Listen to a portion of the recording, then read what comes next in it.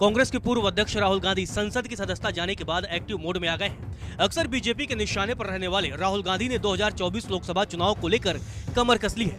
राहुल अब मोहब्बत की दुकान खोलने की बात कर रहे हैं तो मजदूरों किसानों के जरिए केंद्र की सत्ता में वापसी का प्लान भी तैयार कर रहे हैं। ये तस्वीरें इस बात की तस्दीक करते हैं कि अब राहुल गांधी लोगों के बीच जा रहे हैं।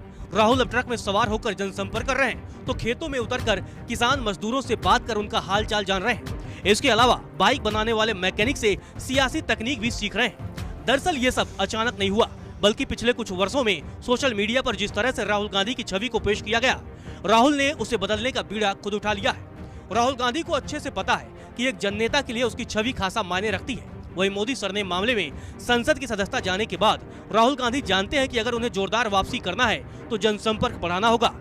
जिस तरह इमरजेंसी के बाद हुए चुनाव में हार के बाद उनकी दादी इंदिरा गांधी ने जनसंपर्क के जरिए फिर से केंद्र की सत्ता में वापसी की थी, राहुल गांधी भी अब दादी इंदिरा के मंत्र को अपना रहे हैं, क्योंकि इंदिरा गांधी ने किसानों और मजदूरों के बीच लगातार जनसंपर्क किया, जिसका नतीजा ये रहा कि 1980 के लोकसभा चुनाव में कांग्रेस की जोरदार वापसी हुई।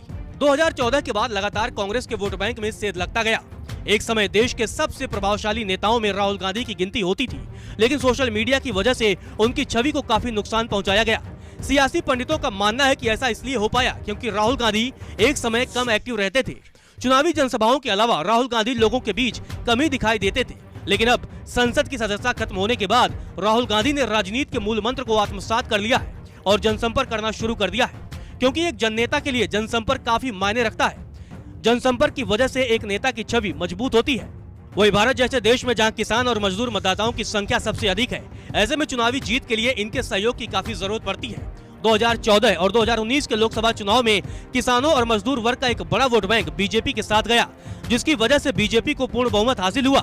अब कांग्रेस अपने वोट बैंक को बढ़ाने के लिए फिर से किसानों और मजदूरों के बीच एक्टिव हो रही है। राहुल गांधी ने इसकी कमान खुद संभाल ली है। पिछले दिनों राहुल गांधी हरियाणा के एक खेत में पहुंच गए, जहां उन्होंने किसानों और मजदूरों के साथ खेतों में धान की रोपाई की। इससे पहले वह ट्रक ड्राइवरों के साथ ट्रक की सवारी भी कर चुके थे। वही मणिपुर हिंसा के बीच राहुल गांधी का मणिपुर दौरा भी काफी सुर्खियों में रहा था, क्योंकि जिस तरह मणिपुर हिंसा की आग में झुलस रहा था, उसके बाद राहुल गांधी मणिपुर पहुंच गए और राहत शिविरों का दौरा किया। इस दौरान राहुल गांधी ने हिंसा पीड़ितों के साथ मुलाकात की और उनका दर्द भी साझा किया। हालांकि अब देखना दिलचस्प होगा कि क्या राहुल गांधी के ताबड़तोड़ जनसंपर्क का लाभ 2024 के लोकसभा चुनाव में कांग्रेस को मिल पाता है या नहीं।